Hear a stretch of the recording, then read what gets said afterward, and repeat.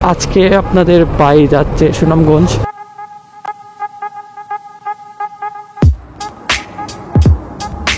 আমাদের সামনে যে জায়গাটা আছে অনেক সুন্দর লাগে এই জায়গাটা।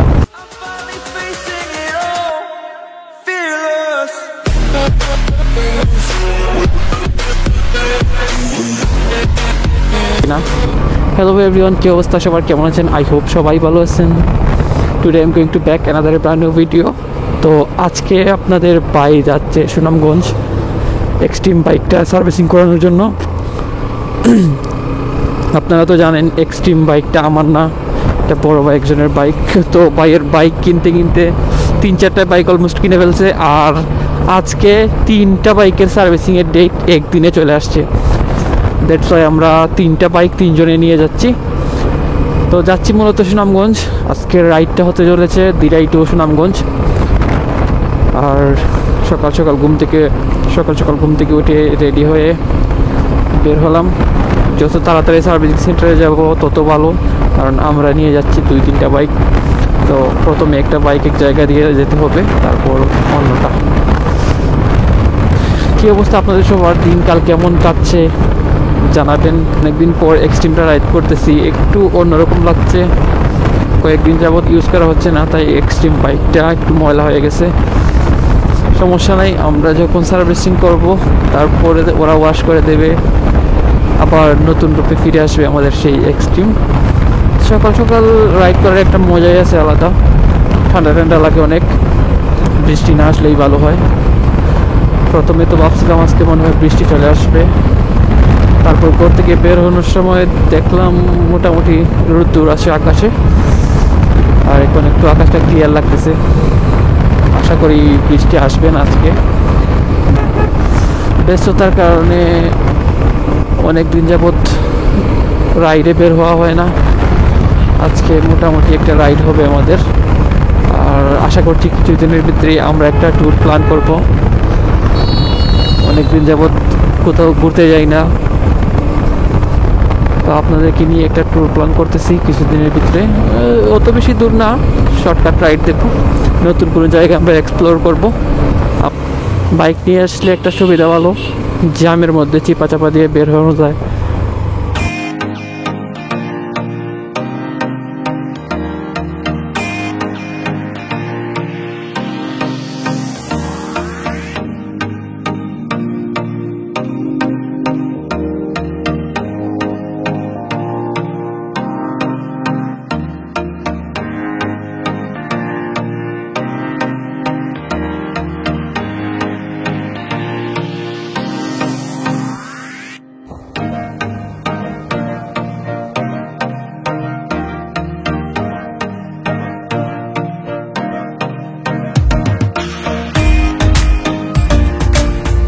আমরা এখন আছি হিরো শোরুমের সামনে। তো বই পেয়ে গেছিলাম, শোরুম লাগানো বাট সার্ভিসিং সেন্টার খোলা আছে। তো আমরা এক হিসাবে ভালো হয়েছে, আজকে অত বেশি ঝামেলা নাই সার্ভিসিং সেন্টারে।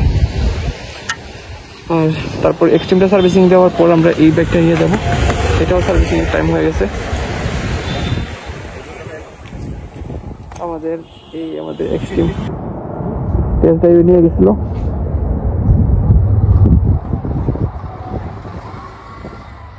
এই বাইকটা রিসেন্টলি নেওয়া হয়েছে, এটার সার্ভিসিং এর ডেট এখন আসে নাই, আসলে আমরা আপডেট দিয়ে দেবো এই সার্ভিসিং এরটা। স্টিকারটা উঠে গেছে, তো আমরা নতুন একটা স্টিকার লাগাই নেবো এটা।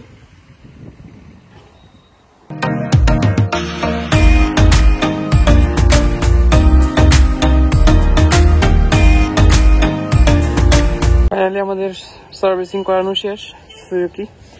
দেন এখন আমরা নাস্তা করতে চলে যাব। সকালে খাওয়া দাওয়া হয়নি, এখন খাওয়া দাওয়ার টাইম চলে আসছে।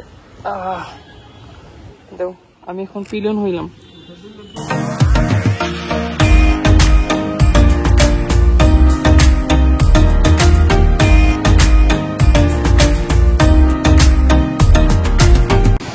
খাওয়া দাওয়া শেষ করে আমরা আসছি আমাদের হিরো এক্সট্রিমটা নেওয়ার জন্য। আর কিছু কাজ বাকি রয়েছে, তো মোবাইল টোবাইল চেঞ্জ করে একদম বাইকটা ওয়াশ করে তারা আমাদেরকে দিবে। এর জন্য আমরা অপেক্ষা করতেছি হিরো শোরুমের সামনে। এটা হচ্ছে Sunamganj Hero showroom, Shah Motors. আর এই যে আমাদের বাইক এখানে রাখা আছে, আর আরেকটা বাইক তো শোরুমে আছে।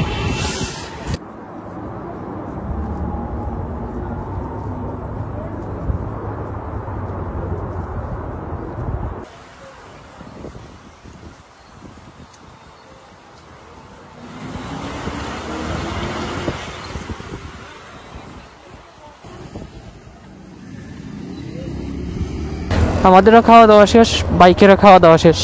এখন আমরা রওনা হচ্ছি আমাদের বাসার উদ্দেশ্যে। আর সুনামগঞ্জ থেকে দিরাইয়ের দূরত্ব প্রায় 30 কিলোমিটার আশেপাশে হবে, কম বেশি হতে পারে। তো এখন বাজে হচ্ছে দুপুর 1:10। আমরা সকালে নাস্তা করছি একটু আগে। আর ফাইনালি আমাদের বাইক 2টা সার্ভিসিং করানো ডান।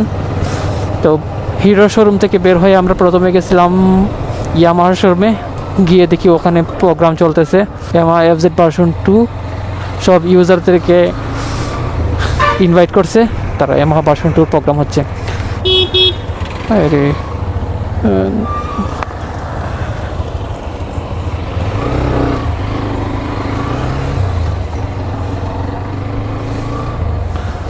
একটা কথা আছে না, তাড়াহুড়া করলে দেরিতে পড়তে হয়। এই কি অবস্থা, তাড়াহুড়া করার জন্য রোডের বাইরে নেমে গেছিলাম, পড়ছিলাম বিপদে। আমাদের আরেকজন রাইডার কোথায়?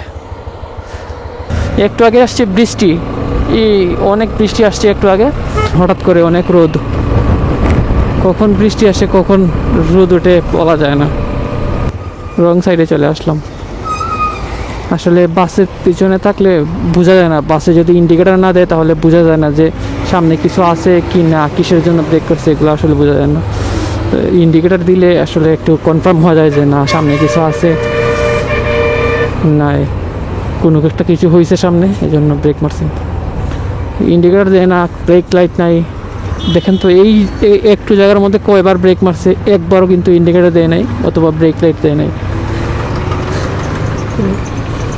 বাংলাদেশের এই সিস্টেম যে কবে ঠিক হবে, কোনো কিছু একটা প্রোগ্রাম চলতেছে মনে হয় এই জায়গায়। অনেক পুলিশের গাড়ি। আমরা সুনামগঞ্জ সদর থেকে এখন বের হয়ে যাচ্ছি। এটা হচ্ছে সুনামগঞ্জ সদর ঢোকার সময় এই জায়গাটা আপনারা দেখবেন। আমার কাছে ভালোই লাগে এই জায়গাটা। আর একটু সামনে গেলে আরও সুন্দর একটা ভিউ দেখা যায়। একটা হাওর আছে, হাওরের পাশে রোড। এখন বাইকটা সার্ভিসিং করানোর পর এখন রাইড দিয়ে ভালোই লাগতেছে, অনেক স্মুথ হয়ে গেছে। এমনিতেই FI বাইকগুলো অনেক স্মুথ থাকে, আরও স্মুথ হয়ে গেছে অনেক। আর বিশেষ করে 2টা চাকা, তারপর টায়ার চেঞ্জ করার পরে আরও স্মুথ হয়ে গেছে। আমরা তো বাইকটা কেনার সাথে সাথেই বাইকের 2টা রিম চেঞ্জ করছি, তারপর 2টা টায়ারও ইনস্টল করছি বড় সাইজের, মাস্টার সিলিন্ডার চেঞ্জ করছি, তারপর ABS-টা ডিসকানেক্ট করে দিছি। অনেকদিন থেকে কোথাও ঘুরতে যাই না, ভাবলাম এই জন্য একটা রাইডও দিয়ে আসি আর বাইকটা সার্ভিসিং করে নিয়ে আসি। হয়তো আমরা কিছুদিনের ভিতরে একটা ট্যুর প্ল্যান করতেছি, কোথাও যাওয়া যায় কিনা দেখি। আর প্ল্যান করলে প্ল্যানের মধ্যে একটা বাধা চলে আসে, না হয় আবহাওয়া খারাপ থাকে, না হয় কোনো একটা প্রবলেম চলে আসে। দ্যাটস ওয়াই অনেক দিন যাবত আমরা কোথাও বের হইতেছি না।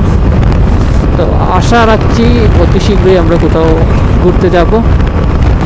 গত কিছুদিন আগে সুনামগঞ্জ সিলেট হাইওয়ে এই রোডেই আশেপাশেও সম্ভবত কোথাও হবে, একটা অনেক বড় দুর্ঘটনা ঘটছে। আর এই রোডে ইদানিং আমার কাছে মনে হয় এই বছরে অনেক অ্যাক্সিডেন্ট হচ্ছে। এই রোডে প্রতিদিন কোনো না কোনো একটা অ্যাক্সিডেন্টের খবর পাবেন আপনি।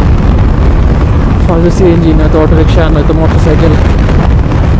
তো সবাই সতর্ক হয়ে রাইড করবেন, যে কোনো গাড়ি রাইড করবে সবাই সতর্ক হয়ে। আর বিশেষ করে বাইক যারা রাইড করেন হেলমেট পরে রাইড করবেন, সেফটি গিয়ার্স যতটুকু সম্ভাবনা সেফটি গিয়ার্স মেনটেন করে রাইড করবেন।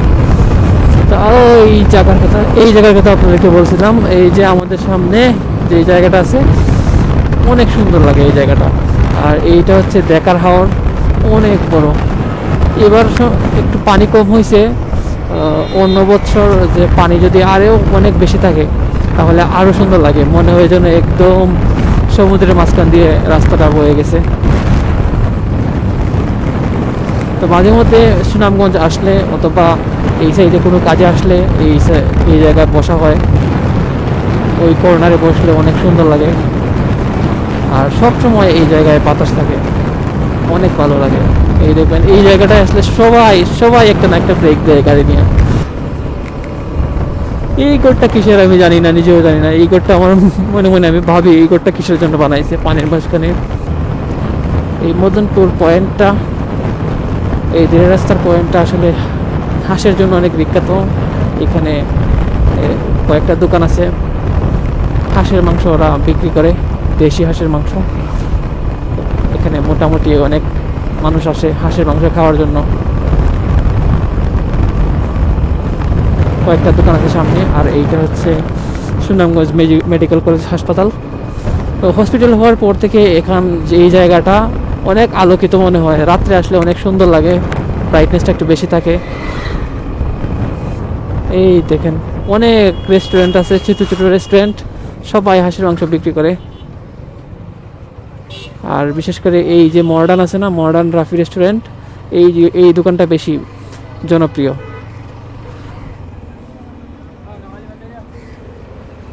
আর আমরা এখন বর্তমানে আছি দিলের রাস্তা পয়েন্টে, মদনপুর পয়েন্টে। আমরা এখান থেকে কিছু ড্রিঙ্কস নিয়ে নেই, কোনো একটা ফাঁকা জায়গায় বসে খাবো। রাইট নাও আমরা এখন আছি নদীর পাড়ে, আর এখানে আমরা বসে, এখানে আমি রোদের মধ্যে আছি কিন্তু একটু উপরে চায়ে যাবো।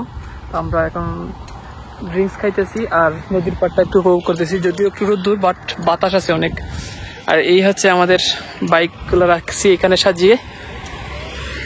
কিছুক্ষণ আমরা এখানে নদীর ভিউটা এনজয় করব, তারপর সোজা বাসা চলে যাব।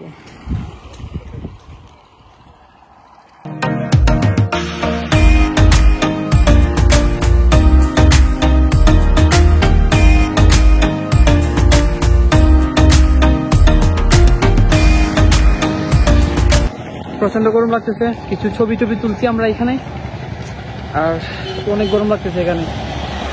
কিছুক্ষণ এখানে বসেছিলাম ছায়া নিতে, এখন চলে যাই বাসায়। That's all today guys, see you in the next one. Tata, goodbye, love you.